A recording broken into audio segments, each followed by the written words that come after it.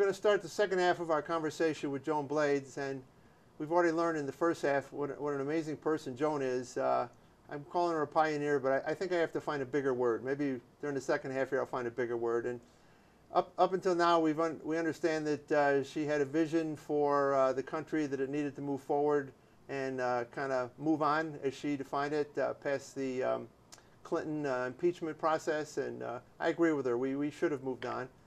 And then she has another aha moment and figures out that the mothers of the world need a voice, and sets about to create a voice for the mothers of the world. I can't think of a better platform that anyone could have created than a voice for mothers.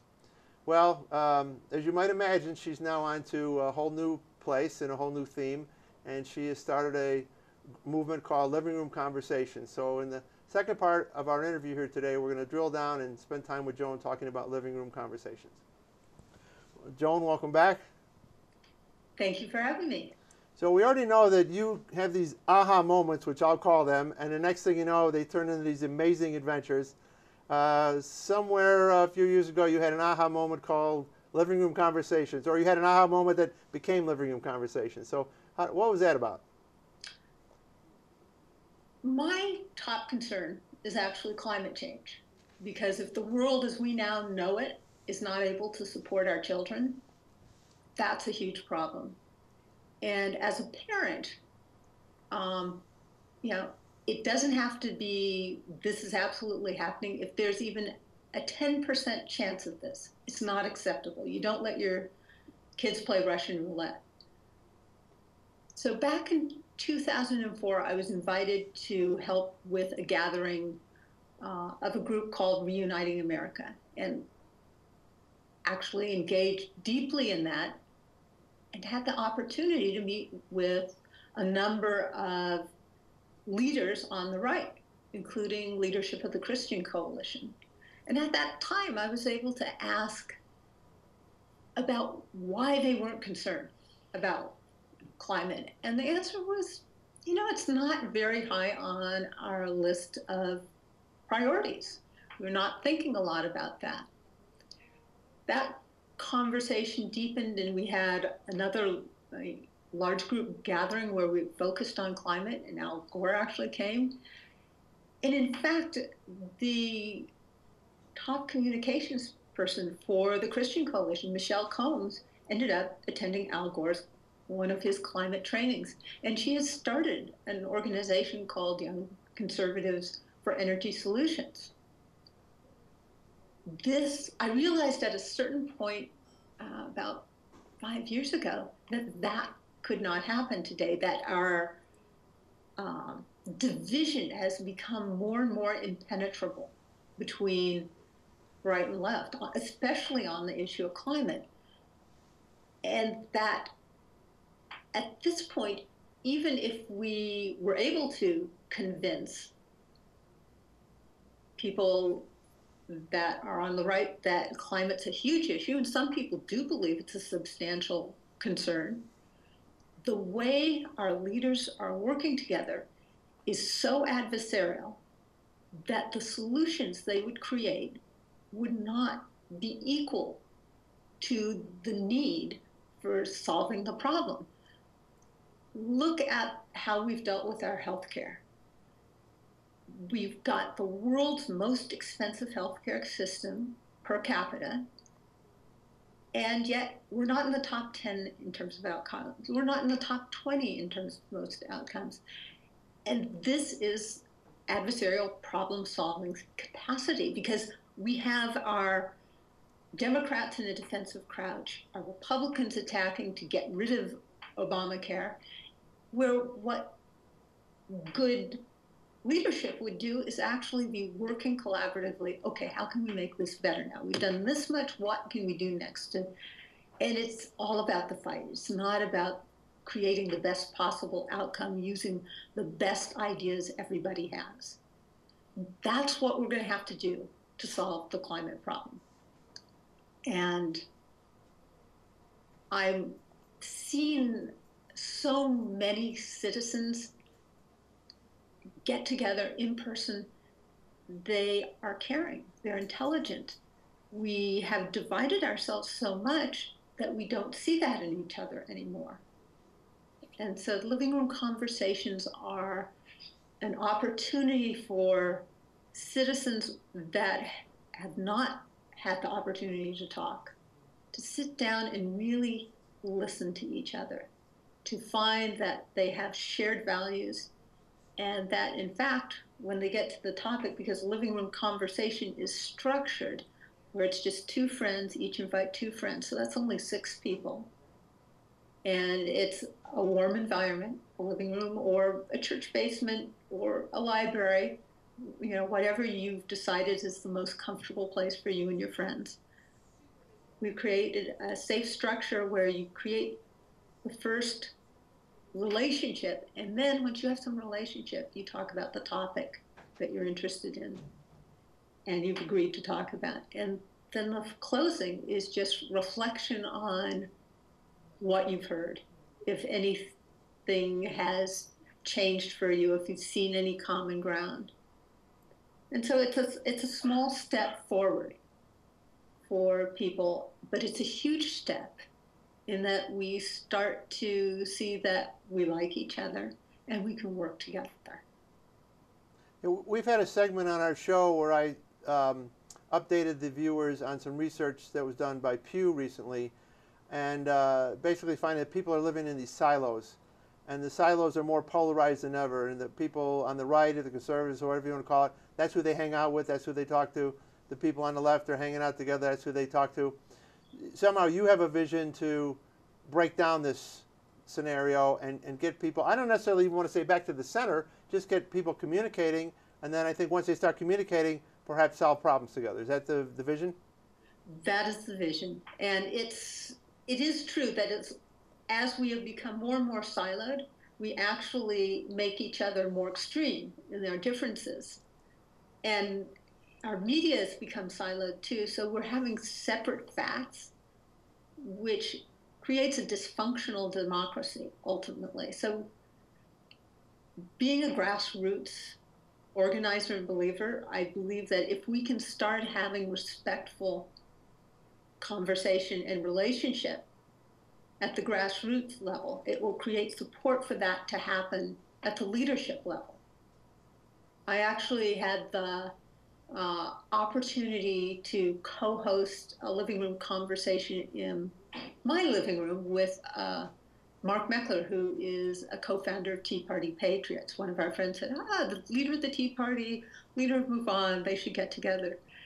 And we co-hosted a conversation about crony capitalism with 2 friends each. And it was a wonderful conversation. And I admit, I was anxious. I did a lot of dusting before Mark and his friends came. But it was a great conversation. And I hear you had great snacks too. Yeah, his wife made this wonderful coffee cake. And out of that, I came to understand that we have deep agreement in the area of criminal justice reform. He and his friends and my friends, we all agree we've got way too many people in prisons. We have to start using evidence-based practices when it comes to dealing with people that get into our system. And we have to, recognize that the war on drugs has been a failure and that we have to do things differently. But not only that, we need to not have too big to fail banks. Nobody is happy with allowing banks to gamble with our money and keep the proceeds when they win and insure them when they lose. And honestly, nobody likes stupid regulations either. We should be working together on these things. And one of the things that thrills me is in the area of criminal justice reform, I'm seeing more and more left-right coalition working together. We have the new Coalition for Safety, Public Safety. We have Van Jones working with Newt Gingrich. We hear the presidential candidates on the right and the left talking about too many people in prison.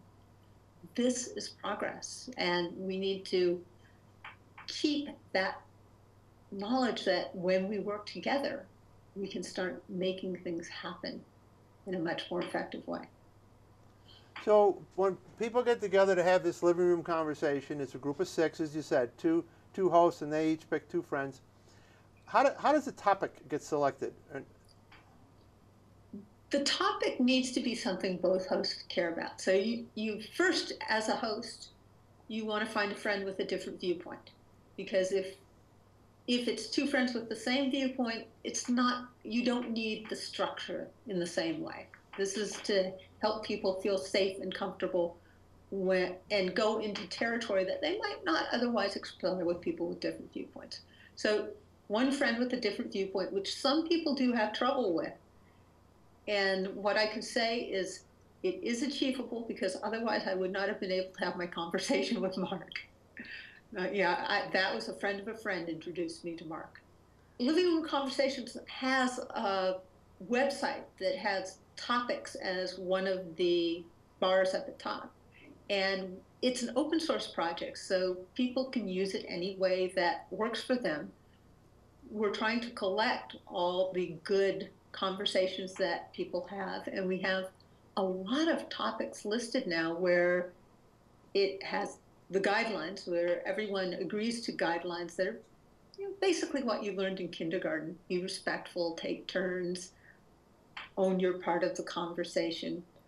Living Room Conversations has a website that has topics as one of the bars at the top. And it's an open source project, so people can use it any way that works for them. We're trying to collect all the good conversations that people have, and we have a lot of topics listed now where it has the guidelines, where everyone agrees to guidelines that are basically what you learned in kindergarten. Be respectful, take turns, own your part of the conversation, be curious. And then the conversation rounds, with the starting part allowing people to talk about why they're there, what their hopes are for their community, what their concerns are, and then going into the topic area where we have some thoughtful questions on whatever you want to talk about. Right now, I say we have a free speech, crony capitalism, immigration, energy, and renewables. It's a long list, and I can't remember them all off the top of my head, but they're all there. So you can select that, or we have a generic, so you can make your own topic conversation, and then the final round. Now you said we ask people to get back to us, because we only can expand this and share when people get back to us. So when they get back to you, how do they get back to you, and then how do you then compile whatever getting back to you means, and then how do you share that back with your community? Right now, getting back to us is a form people fill out and send to us. They can email it to us. They can take a picture of it and email it. They can mail it to us. That tells us what conversation they had, if they found common ground, what worked, how we can make it better, and an opening to give us any kind of feedback they want. Then we encourage people to blog about it if they want, and we want to have more and more online community engagement, and that's part of the website that is in development, because we're lightly resourced right now. We're a startup. We're in the garage still looking for more resources. But the more conversations we have, the better able we are to show the value of what we're doing. And I think the movement on criminal justice reform is a very good demonstration of how valuable this can be. Are you finding that some of these conversations are taking on a life of their own, and they're going on for months or years, or you don't have enough evidence in that regard yet? We don't have the staff to be tracking, honestly, and it's relationships. I've heard stories about relationships that started in living room conversations and have been very productive, but it's not something that we have official data on. We just have stories. And it's true, relationships start. My relationship with Mark and a number of people have been tremendously productive. So I can track some very valuable things that I've learned just because of the living room conversations I've had and the friendships that have happened as a result of that. And are you encouraging let's say there's a group of 6 that gets together, are you somehow encouraging them to, let's say, spawn alternative conversations by having the people that got invited to then hook up and start their own? I don't want to use the word Ponzi scheme here, but you know what I say, it's like building a pyramid that expands out. Are you trying to push that at all? I'm strongly in support of pyramids of good practice. That Okay. is something we would love to have happen. We're also working with partners such as Fair Vote and Village Square. Fair Vote is working on improving voting practices, which is a wonderful place where people are not polarized already. So you can go for the aspirational, and I think that's got a lot of value. And Village Square is a practice where in Tallahassee, they've been doing it for 10 years. The community gets together to hear a variety of speakers in a very civil exchange about a given topic, very intentionally getting diversity up on stage and in the audience.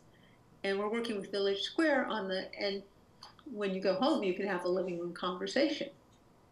There are many good things to do. Here in Berkeley the other day, I have an intern that did this wonderful conversation between voters and non-voters in the 18, 19-year-old range, because there was a very low voter turnout for teens, 18 and 19-year-olds last year in California.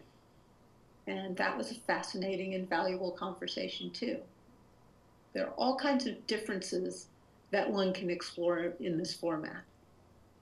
And you mentioned Fair Vote. We're actually running an interview, while I'm taping you today, we're running an interview with Chris Novoselic, who's the chairman of that, on their topic. And I'm wondering if maybe that's another, like I'm telling you how to run your business, of course, here. If there's another avenue for there, as you said, if you approach organizations and say, why don't you take your topic and then reach out to your membership and launch a living room conversation within your world? So they're focused on their topic, but they're now using your example of how to bring sides together within the topic. Is that another possibility? That is something we are doing. We are working in collaboration with a number of different organizations and very much want to support that happening more. So how do you define success? I didn't ask you how you define success in your other lives. How will you define success for living room conversations? What goal would you like to attain, and then you can find out your next pioneering? Success is going to be when the leadership in DC and state capitals that is collaborating gets reinforced for doing that, feels supported doing that, and when people act in a disrespectful manner in public, it's going to be frowned upon by the vast majority of citizens. When communities want to talk to each other across differences to create solutions that work well for everyone, that's going to be success. Well, that's a wonderful goal, and I know I just got a mailing from you. I'm on your mailing list, your email mailing list now, and the watchword, I think, for the last email was civility. So I think if you do nothing else but bring some civility and the ability to solve problems to the discourse, you have done an amazing job. That would make me incredibly happy, and other people in this group as well. Joan, I have to apologize because I said I had one more question, but now I have one more question. And okay. I think it's a good one because I forgot to ask you how to tell our viewers how to find living room conversations and how to get involved. So please do that. Well, the best way to find living room conversations is online, livingroomconversations.org. And up online, there are all the materials you need to have your own living room conversation about whatever topic you think is most crucial. And it's fun, so I strongly encourage you to do it, and please do get in touch if you need any help with it, because this is the most important time for us. Is the early adopters set the tone and let us know how to do this better every time. So thank you to any of you that are thinking of doing this. We hope you can help lead us as well. Well, Joan, on every show we close with a homework assignment, and I guarantee you the homework assignment on today's show is going to be for our viewers to get involved and do a living room conversation. Wonderful. All right, thank you again. Thanks.